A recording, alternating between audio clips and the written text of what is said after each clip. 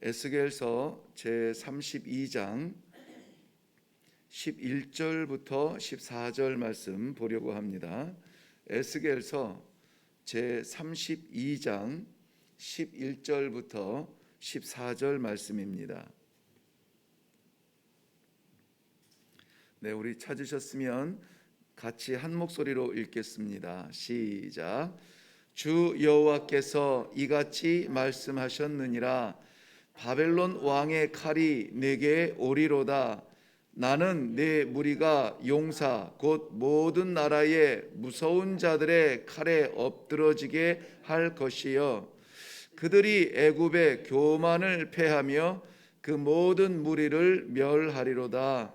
내가 또 그 모든 짐승을 큰 물가에서 멸하리니 사람의 발이나 짐승의 굽이 다시는 그 물을 흐리지 못할 것이며, 그때에 내가 그 물을 맑게 하여 그 강이 기름같이 흐르게 하리로다.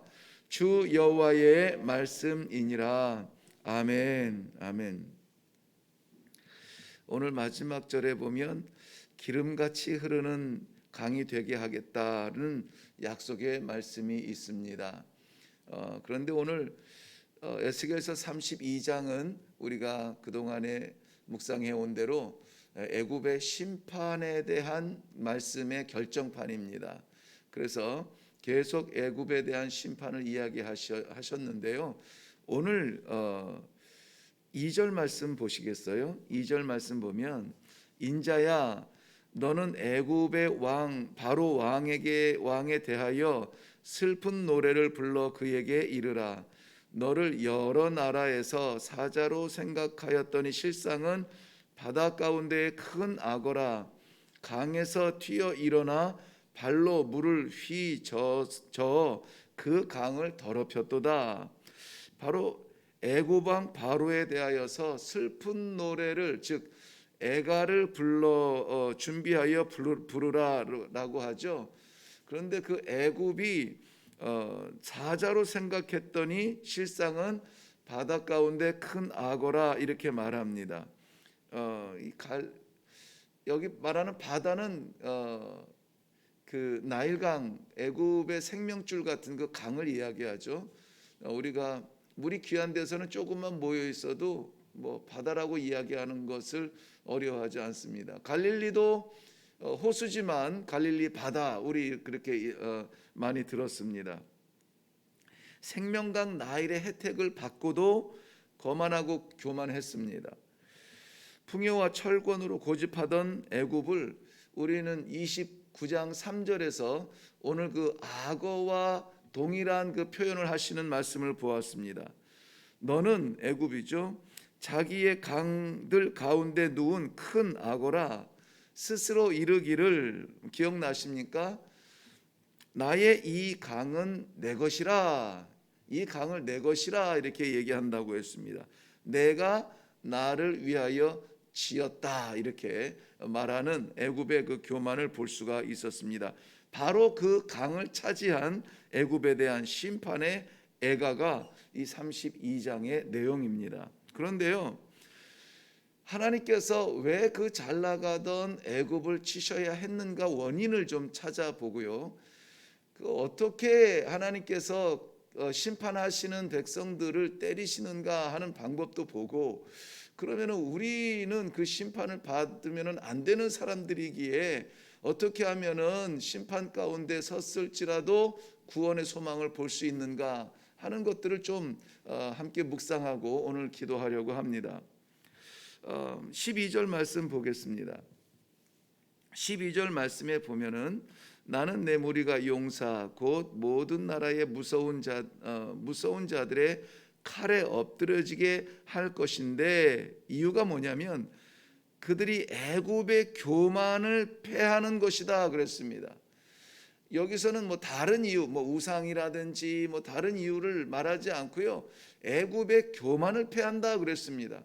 야, 교만이 한 사람을 혼내는 정도가 아니라 한 나라를 심판할 정도인가?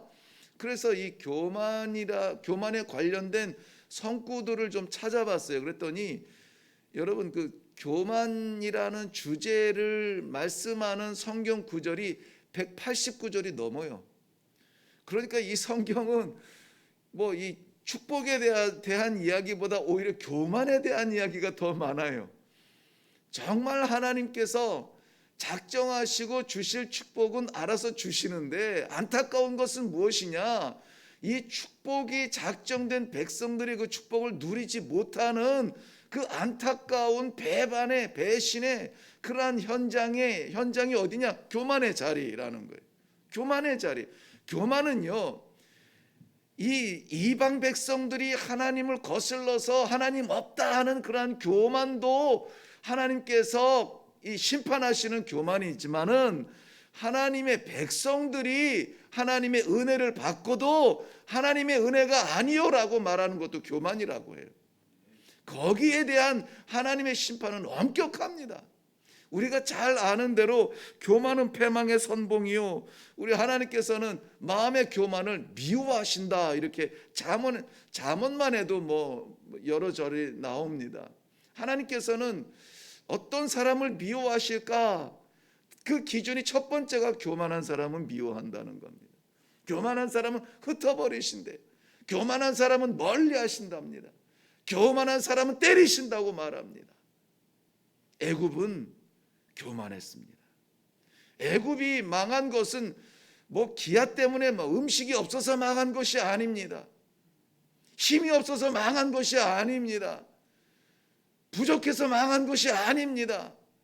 우리가 건강이 부족해서 무너지거나 우리가 주머니가 비어서 무너지는 것이 아니에요. 애굽은 오히려 그 생명강 나일강을 끼고 있음에도 불구하고 오늘 하나님의 심판을 받게 됩니다. 왜요? 교만했어요. 교만했습니다. 교만의 가장 큰 표면적인 그러한 등장하는 표현이 무엇입니까?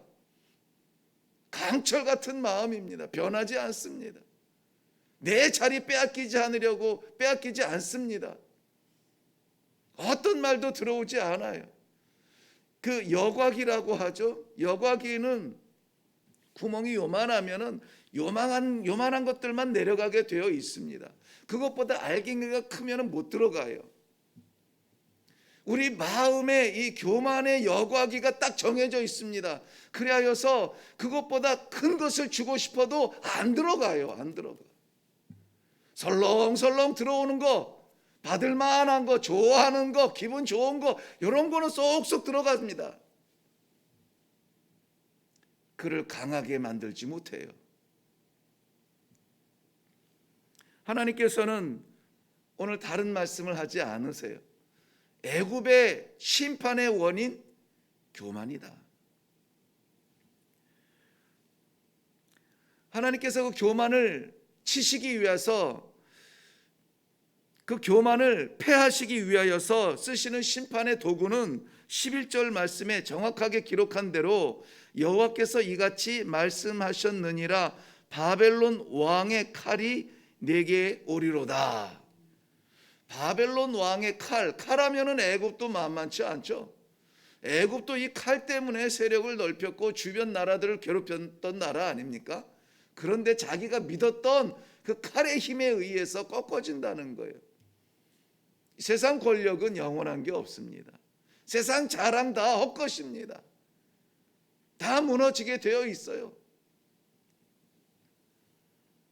생각지도 못했던 그 칼에 무너지는 애굽을 보는데요, 말씀드린 대로 애굽의 칼이 녹슬어서 무너진 것이 아닙니다. 이것은 여호와께서, 하나님께서, 오늘 시작도 11절에 주 여호와께서 이같이 말씀하셨느니라 그랬습니다. 14절 끝에도 보세요. 주 여호와의 말씀이니라 그랬습니다. 주 여호와의 말씀에 의해서 바벨론이 일어나고 주 여호와 말씀에 의해서 거대한 나라 애굽이 심판을 당하는 겁니다. 형편이 아니에요. 주 여호와의 말씀입니다. 그러므로 우리가 만나는 안타깝고 답답하고 뼈아픈 이러한 형편들, 우리의 상황들, 그것을 바라볼 것이 아니고요, 저는 어제 주일 말씀에도 동일하게 강조한 것이 뭐냐면 주 여호와의 말씀이다. 말씀 붙들어야 된다. 말씀 붙들면 살고 말씀 놓치면 죽는다. 그게 성도다.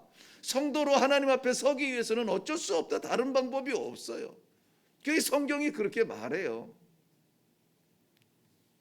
심판의 현장을 보면은요, 어떻게 그 칼을 치실 때, 애굽의 칼을 들어서 치실 때에 애굽의 현장은 어떻게 되냐면 12절 하반절 말씀에 보면은 모든 무리를 어떻게 하신다고요? 멸하신다 그랬어요. 멸하신다. 모든 무리를 멸하신다. 그리고 뿐만이 아니라 13절 상반절 말씀에 보면 내가 또 그 모든 짐승을 큰 물가에서 뭐 하신다고요? 멸하신다. 멸하신다. 멸하신다는 것, 이 말의 배경은 상관없는 곳에 던져버린다는 거예요. 상관이 없게 된다는 거예요. 누구와? 생명해 주신 하나님과 상관이 없어요. 누구를? 모든 무리를. 누구를? 모든 짐승을. 무리와 짐승을 왜 하나님께서 멸하십니까? 생명강으로 주신 그 나일강을 끼고도 하나님을 보지 못하고 교만하였다라는 거예요.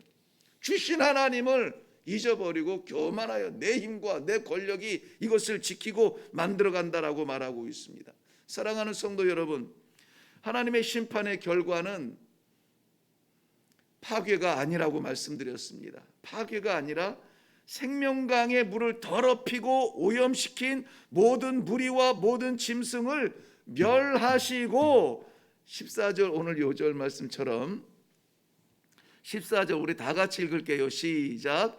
그때에 내가 그 물을 맑게 하여 그 강이 기름같이 흐르게 하리로다. 주 여호와의 말씀이니라. 아멘. 아멘.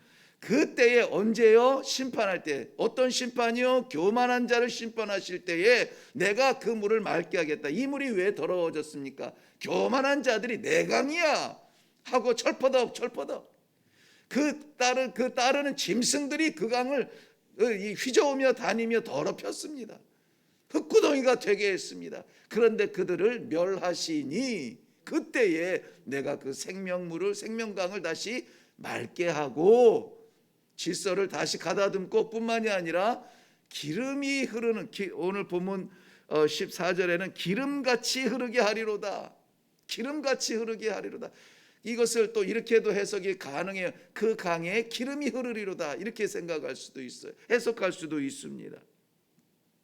이것은 황폐하도록 하나님께서 치신 심판의 결과 후에 회복을 말씀을 하세요. 이 영원한 회복입니다. 이 기름이라고 하는 것은 뭐 굳이 막 그렇게 해석을 할 필요는 없지만은 아무튼 하나님께서 우리에게 기름 부어 주셨다라고 말씀하실 때는 하나님의 역사입니다. 하나님의 성령에 이끌리고 성령의 역사에 의존하고 성령에 따라 순종하고 그러한 삶이 우리들에게는 복된 삶이라는 것입니다. 그리스도를 통한 십자가의 보혈로 맑게 한 그것은 그 어떤 여기 무리도 그 어떤 짐승도 다시는 더럽게 할 수가 없는 것입니다. 그러므로 오늘 우리가 기도하고 우리가 하나님 앞에 내려놓아야 될 것은 우리 자신의 삶을 내려놓고 하나님께서 원하시는 내 삶이 무엇입니까? 내 안에 흐르는 하나님의 생명수 그 기름이 절절 흘러내리는 하나님의 은혜의 강 속에 살게 하여 주시옵소서. 거슬러서 교만하여서 막지 아니하도록 하나님 불쌍히 여겨 주시고 붙잡아 주시고 오늘도 생명강물 마음껏 마시고 기름 부음 받은 우리의 마지막 대제사장이신 예수 그리스도 사모하며 함께 흘러가는 귀하고 복된 날이 되게 하여 주옵소서. 오늘 이렇게 기도하는 이 아침이 되기를 주님의 이름으로 축원합니다. 기도하겠습니다. 메마르고 답답하며 한숨 나오는 우리의 삶 속에서 소망 보이지 아니하는 이 땅의 이 시대에 보이지도 않은 존재로 살아갑니다. 그러나 하나님께서 오늘 주 앞에 말씀 받고 기도하는 주의 백성들, 작은 시냇물이 아니라 우리 하나님의 은혜의 기름이 철철 흘러가는 강물 되게 하신다 약속하여 주시니 감사합니다. 아버지, 나는 미력하지만 하늘로부터 쏟아지는 생명 기름, 성령의 기름 받고 살아가는 성도의 삶이 되게 하여 주시옵소서. 감사드리오며 예수님 이름으로 기도하옵나이다. 아멘. 아멘. 기름같이 흐르는 강, 어디든 막힘이 없게 하시고 어디든 하나님의 말씀이 유통되게 하시고 삶의 현장마다 아버지의 역사가 나타나는 그러한 우리 아버지의 말씀을 흘려보내는, 은혜를 흘려보내는 그러한 이 성령의 기름 부음 받은 이 삶이 되도록 축복하여 주옵소서. 오늘 이 아침에 우리 삶의 막힌 부분 뻥 뚫리는 하나님의 은혜가 있기를 위해서 기도하시고, 내 노력과 내 힘이 아니라 하나님께서 부어주시는 성령의 기름으로 놀라운 역사가 나타나게 해 주시옵소서. 우리 소망을 가지고 기도하면서 내려가겠습니다.